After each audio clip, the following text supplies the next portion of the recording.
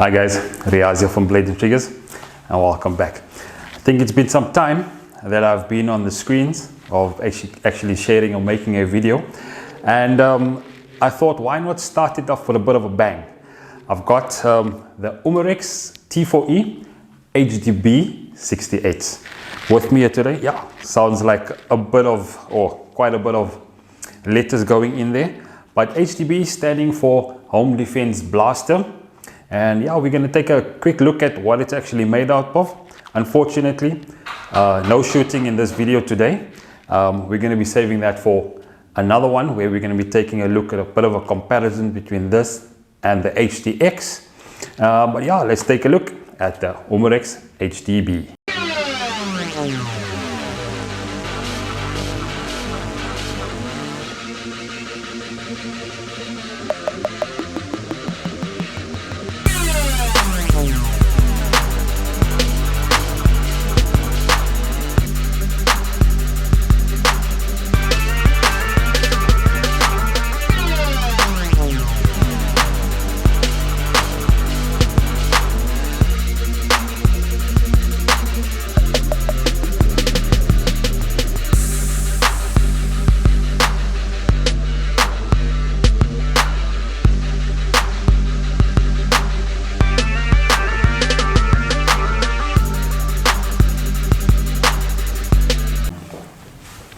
Alright, so taking a look at the HDB, you'll get it in a basic cardboard box, and only thing that you'll get with it is pretty much a normal product manual and the Allen key inside the box.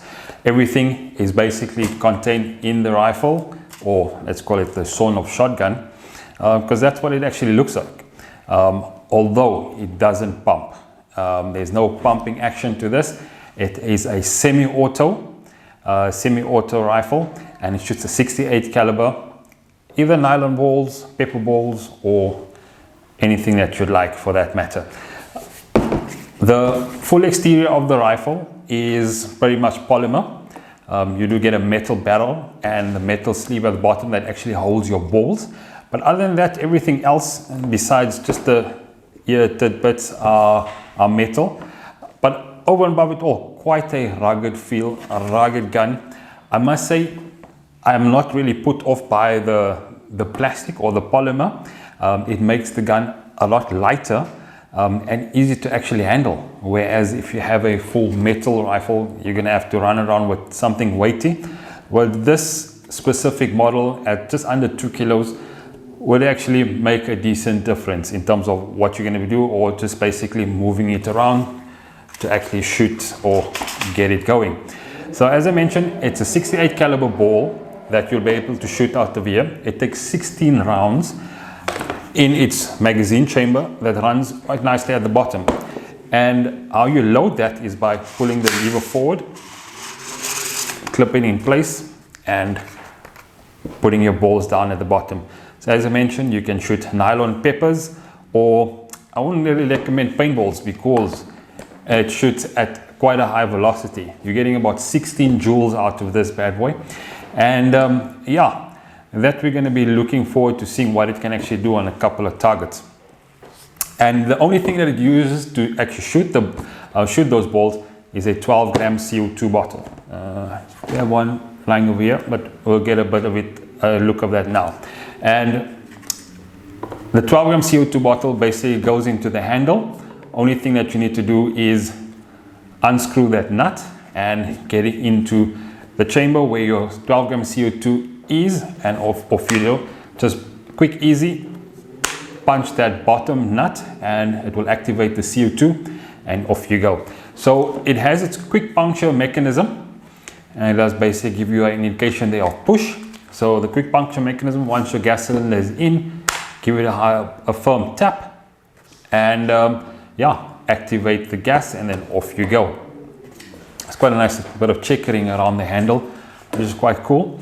And over and above it all, you do have your Picatinny rails on the top of the rifle, so you can actually put in either sights or a laser torch, and it has another one fitted on the left hand side of the rifle as well. So yeah, you can pretty much do quite a bit with the HDB. As I mentioned, laser, torch, or pretty much a couple of accessories that you can actually add onto the rifle to make it a little bit more appealing in terms of sighting wise. And then, quite interestingly enough, they've actually thought of something quite clever. And I think, to me, what this will actually mean is basically giving me an extra option of loading different caliber rounds, or not different caliber, different shape rounds, if you can call it that. On the window that you see over there, opening it up will actually give you the option of putting in a what did they call it, the fin rounds, or the first strike rounds itself, and the FSR. And you can actually load the rifle up with basic nylon and peppers, and if you want to get a little bit more distance or reach, you can put one of those fin rounds in, give it a little bit of a kick, give it a little more impact on that first round that you actually get. So I've actually seen a couple of videos where guys fit a little bit of extra ammunition running into that chamber over there.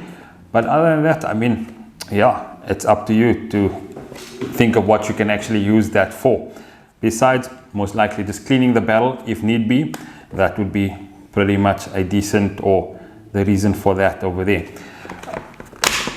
You do have sling attachments on the back end running to the front, so fitting a sling onto this rifle wouldn't be a problem, and yeah, making it easier to actually handle. But as I mentioned, we're going to be looking at the shooting or the firing of the rifle on the next video. But either way, that's the HDB 68. Stay tuned for the next video, so where we actually shoot this against the HDX. Although the HDX is a little more powerful, that's 40 joules, this is 16 joules. But let's take a look at what the 16 joule can actually do. Let us know in the comments if you'd like to see what we can actually shoot, or what would you like to see us shoot on this before we actually get to that. And then take it from there. If you are looking for one of these, they are available online at bntonline.co.za, or visit any of our 14 stores nationwide. I'll see you on the next one.